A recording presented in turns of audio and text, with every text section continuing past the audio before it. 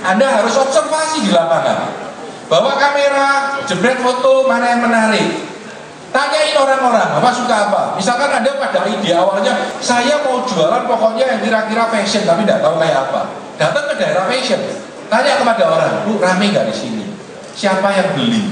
Pelanggannya seperti apa? Harga penting atau tidak? Kompetisinya setajam apa? Kompetitornya siapa saja? Potret. Kalau ada pelanggan mau beli, tanyain, Mbak, beli baju sebulan berapa kali? Dananya berapa untuk beli? Ya. Anda akan diajarkan nanti bagaimana melakukan eksplorasi di tempat itu. Ya. Dari situ Anda nanti akan mencari ide. Kalau saya bikin restoran atau saya bikin baju, apa kira-kira yang lebih pas? Ya. Dari situ Anda mencari ide. Keluar ide-ide yang menarik, ya prototipe-kan, coba dulu. Lalu kita panggilkan user yang memang suka biasanya belanja baju. Tanyain, kalau seperti ini mau enggak? Harganya sekian bagaimana? Kalau menurut mereka bagus, kita perbaiki. Kalau jelek, kita tanya kenapa jelek. Mungkin mereka punya insight yang kita tidak tahu. Kita ambil idenya, kita rubah produk kita, kita tawarkan kepada orang itu lagi. Ya. Ketika sudah bagus dan dia cocok dan Anda cocok, paling tidak Anda tahu alasannya kenapa saya jual ini. Karena customer suka, karena tren lagi seperti ini, saya coba. Kalau ternyata nantinya sukses, good. Kalau tidak sukses, saya tanya, kenapa tidak sukses? Salah saya mana? Kemungkinan saya salah analisa terhadap situasi ketika melakukan eksplorasi. Kemungkinan saya salah ketika melakukan ideasi. Atau kemungkinan saya salah ketika saya mencari user. Ternyata user yang saya panggil teman saya dan dia selalu bilang, bagus dong. Ya. Hati-hati dengan orang yang selalu bilang bagus. Karena mungkin teman Anda saja gitu. Tapi kalau ada begitu jual subuhan disuruh bayar, loh, bayar ya udah mau aku, dikai gratis ya mau, celaka kita. Ya. Nah, the spirit of design thinking itu ada 8 elemen, saya akan share ya. Yang pertama, ini pertanyaan pertama adalah what is design thinking? Ya, design thinking is a mindset. Ini mindset kita. Ya. Mindset dari design thinker itu simple. Ya, selalu observasi dengan etnografi, dengan interview, dengan observasi saja. Kita selalu melakukan observasi, eksplorasi. Kita selalu mencari ide. Kita selalu memprototype dan selalu cari user testing. Kita tes, itu idenya. Anda lihat buku apa saja tentang design thinking yang memakai kalimat yang berbeda, eksplorasinya namanya lain. Isinya sama. Intinya kita mengamati, lalu kita coba, kita teskan, kita minta feedback, dan kita iterasi berikutnya. That is the basic idea. Jadi dia bilang bahwa design thinking is a mindset, ya toh. Design thinking is a process to take action when faced with difficult challenge. Jadi ada challenge gimana nyari solusi yang baik. Ayo kita mencoba take action ya ketika solusinya sulit. Racing, keadaan yang semakin sulit dengan entrepreneurship yang makin sulit. Ya. Kata kuncinya sebetulnya innovation. Design thinking itu diharapkan untuk meng-create innovation. Ya. Salah satu cerita sukses design thinking di India adalah tentang bayi. Bayi itu kalau lahir, rate matinya itu begitu banyak di India karena kedinginan. Padahal inkubator itu satu harganya 25 sampai 30 ribu US. Dan orang India kemahalan, rumah sakit tidak mampu beli. Akhirnya tim design thinking Stanford datang ke India untuk melakukan eksplorasi. Dari eksplorasi dia identifikasi, lalu ideasi, akhirnya keluarlah baju penghangat bayi. Harganya cuma $20, 200 ribu rupiah, $25 ya. Dan ini menyelamatkan bayi karena alat ini sebetulnya bayi dimasukkan, dia akan hangat selama 7 jam.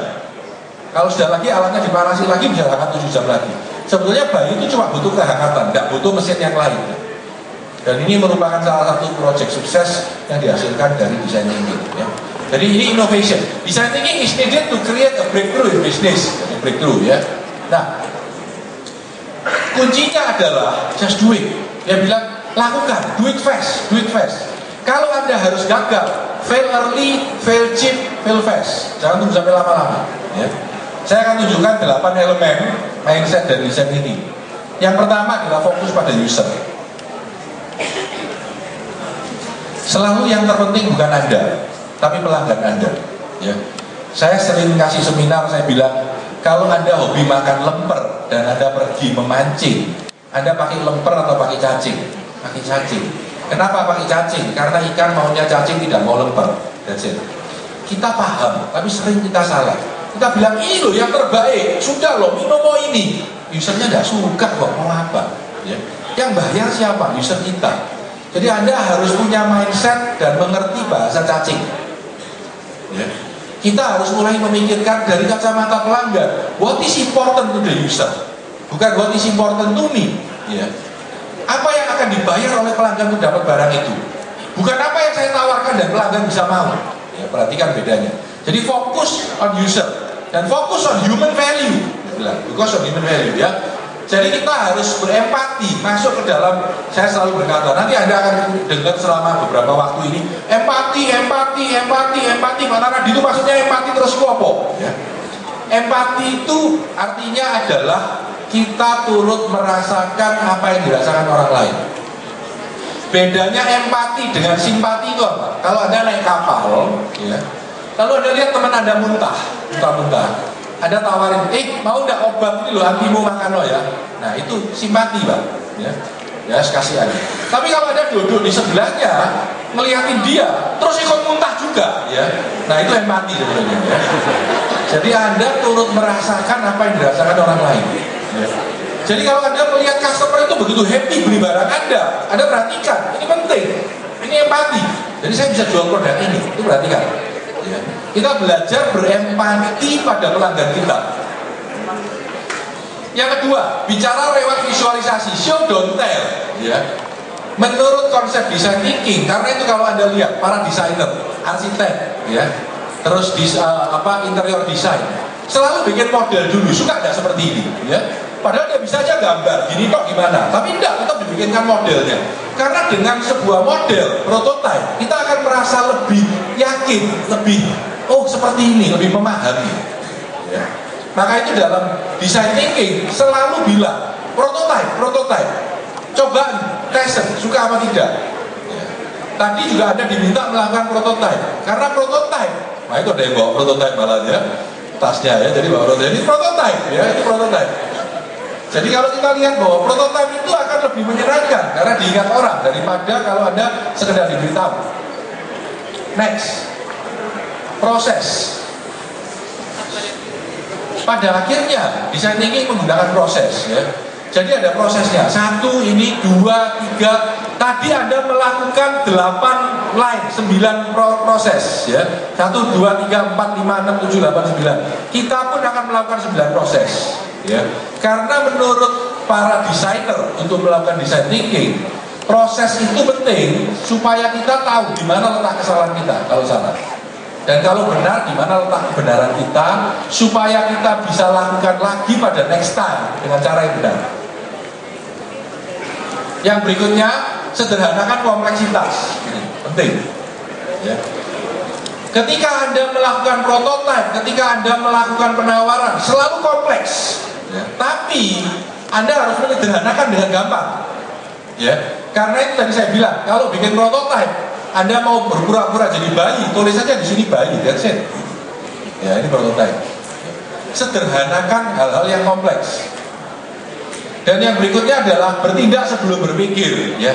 Bias to action. Tadi saya sudah bilang pada pertama. Ayo lakukan. Jadi gini, kalau ada lagi observasi, pilihan antara interview lagi apa tidak, go with interview. Kalau ada pilihan antara diam atau melakukan, do it. Ya, lakukan. Jadi kalau Anda ada kebutuhan sesuatu dibandingkan diam, pilihlah untuk bertindak. Itu kira-kira apa yang disebut bias to action. Yang berikutnya, evaluasi dan iterasi. Nah, ini penting. Ya. Ketika Anda mendapatkan input dari peserta Anda, dari user Anda harus merubah sesuai dengan input itu dan coba lagi. Intinya harus mencoba berulang-ulang. Ya. Kalau Anda buka toko, ulangan barang, ulangan baju, sepatu, sandal. Ternyata yang laku baju, sandalnya tidak laku. Lain kali jual pula sandal lagi tidak. Pula baju lebih. Itu sebetulnya iterasi. Ya. Kita pula tidak laku, kita jual lagi. Kita pula tidak laku, kita jalan lagi. Kira-kira seperti itu. Oke ya. Jadi evaluasi dan iterasi ini penting. Oke, ini yang terakhir adalah kolaborasi lintas batas. Nah, artinya apa? Untuk menghasilkan sebuah solusi yang paling baik, Sebenarnya Anda butuh pemikiran bukan hanya dari semua mahasiswa. Kalau saya mahasiswa, Anda mahasiswa, dia mahasiswa, kita semua mahasiswa. Pemikiran kita sama. Padahal yang diharapkan dari pemikiran yang beda-beda. Karena itu sebaiknya kita meminta ide masukan dari orang-orang yang sangat beda dengan kita. Kalau Anda jualan barang anak-anak, tanyalah adik Anda yang kecil atau keponakan Anda. Kalau Anda menjual barang untuk orang tua, tanyalah orang tua. Atau diskusikan dengan mereka. Jangan semuanya orang yang mempunyai tipe yang sama. Itu idenya. Jadi gunakan bervariety, berbeda-beda orang untuk mendapatkan hasil dan masukan yang berbeda. Itu adalah kunci dari kolaborasi lintas batas. Ya.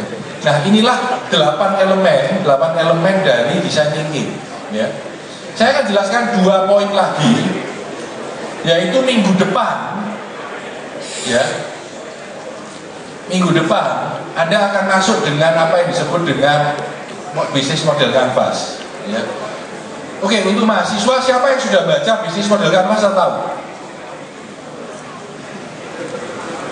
Ada 1-2 aja ya. Jadi minggu depan Anda akan lecture 1,5 jam tentang bisnis model canvas. Ya. Lalu akan bermainan game storming untuk menghasilkan bisnis model canvas. Jadi dengan menggunakan bisnis model canvas, ini 8 elemen ya. 8 elemen bisnis ini. Jadi mulai dari value proposition, customer segment, dan lain-lain. Anda nanti diajarkan tentang melihat bisnis dari 1 lembar kertas. Itu idenya. Ya. Dengan pemahaman bisnis model canvas dan design thinking, diharapkan proses kita pada semester ini dapat menghasilkan proyek yang memuaskan. Intinya begitu. Ya. Nah, catatan kecil dulu. Minggu depan kita akan masuk dengan bisnis model canvas. Minggu berikutnya lagi. Jadi ini minggu pertama. Ya kita main dengan project zero. Minggu kedua masuk. Ya kita akan mainan dengan bisnis model canvas. Minggu ketiga ada lompatnya di sini libur sekali tanggal 17. Ya. Tanggal 17 libur, ya. Saya masih ingat, saya tiba-tiba ingat ngelucon, nanti saya cerita ya. Bisnis model canvas setelah tanggal 17 libur, tanggal 24 Anda akan ada tes. Grup tes tentang bisnis model canvas. Oke. Lalu akan mulai diajarkan tentang eksplorasi. Ya. Eksplorasi Anda masuk. Setelah eksplorasi Anda masuk, Anda akan mulai dengan minggu depannya lagi tanggal 31 libur, tanggal 7 September. Saya akan men-training tentang ideasi dan define dengan identifikasi ya. Kita pagi akan lecture, kita akan lecture di sini 1 jam, kita masuk ke kelas dalam grup. Lalu minggu berikutnya kita akan 1 jam di sini dan ke grup, dan seperti itu seterusnya selama 4 minggu. Jadi design thinking baru akan betul-betul masuk pada akhir bulan ini dan pada awal bulan depan, selama 1 bulan persis. Pada akhir design thinking diharapkan Anda punya sebuah bisnis yang sudah Anda tes kepada user dan terbukti cukup baik untuk dilaksanakan. Itu kira-kira. Oke, sedikit cerita aja tentang 17 Agustus ya. Katanya ada anak SMP itu lomba nyanyi ya, lomba nyanyi. Waktu lomba nyanyi, anaknya disuruh maju ke depan, para juri di tengah, lalu dia mulai menyanyi. Dan lagunya adalah, Pak, saya mau nyanyi lagu kemerdekaan, silakan. Maka dia mulai menyanyi. 16 Agustus tahun 45, gitu ya, dimarahi sama jurinya. Stop, gitu ya.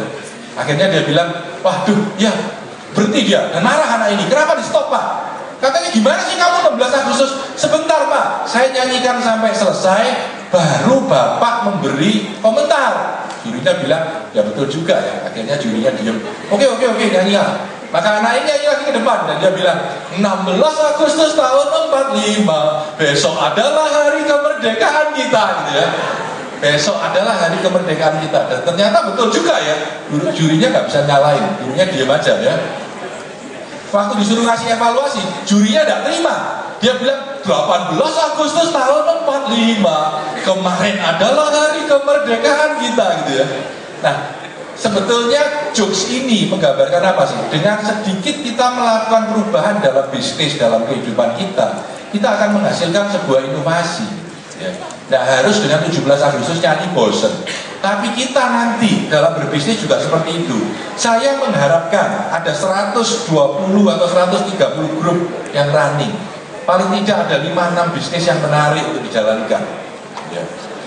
Ide itu tidak selalu dalam design thinking ini jelas dikatakan, you will fail, kamu akan gagal. Itu normal dan harusnya begitu. Kalau kamu baru mulai bisnis terus sukses tidak mungkin. Ya. Jadi kamu akan gagal. Be prepared to be fail. Siapkan untuk gagal, tidak apa-apa. Ya. Tapi intinya kalau fail early, fail cheap, fail fast. Jangan sudah 4 tahun baru gagal, habisnya uang setengah mati. Kalau bisa 3 bulan pertama gagal, selesai kita ganti, nyoba lagi. Kalau bisa berapa kali, akhirnya kita bisa sukses dengan bisnis yang kita jalankan. Ya. Saya kira itu yang penting. Nah, elemen lain, buat teman-teman yang punya Facebook, yang mau add saya di Tanadi Santoso 4 ya, www.facebook.com/tanadisantoso 4. Anda add di situ, setiap Senin saya akan menulis. Kadang-kadang boleh say hello atau tanya sesuatu, tapi tidak selalu saya punya waktu untuk menjawab. Oke? Jadi Facebook saya di www.facebook.com/tanadisantoso 4. Oke? Saya kira itu, saya tidak akan di sini sampai dengan awal bulan 9 ya, selama liburan saya keluar gitu. Jadi minggu depan akan dibawakan oleh Mas Anang ya. Dan saya datang hari ini dengan 6 tim saya. Tolong 6 tim itu berdiri, tak kenalin karena sampai dengan akhir semester mereka akan sedikit banyak terlibat. Siapa yang ada? Oh, 2 sholat di belakang. Oke, kita berenam tim kita ya. Saya bawa beberapa asisten fasilitator untuk ikut. Jadi minggu depan akan ada 2 atau 3 orang yang hadir, minggu depannya lagi akan seperti itu, terus sampai acara kita selesai pada saat UTS. Pada saat UTS, Anda diminta melakukan prototype, presentasi yang persuasif, dan bisnis model generation yang pas untuk bisnis yang Anda tawarkan. Ya. Dan itu yang akan mempunyai nilai cukup tinggi dalam acara dalam semester ini. Ya. Saya kira itu. Oke, saya kira itu saja. Mungkin ada pertanyaan atau mungkin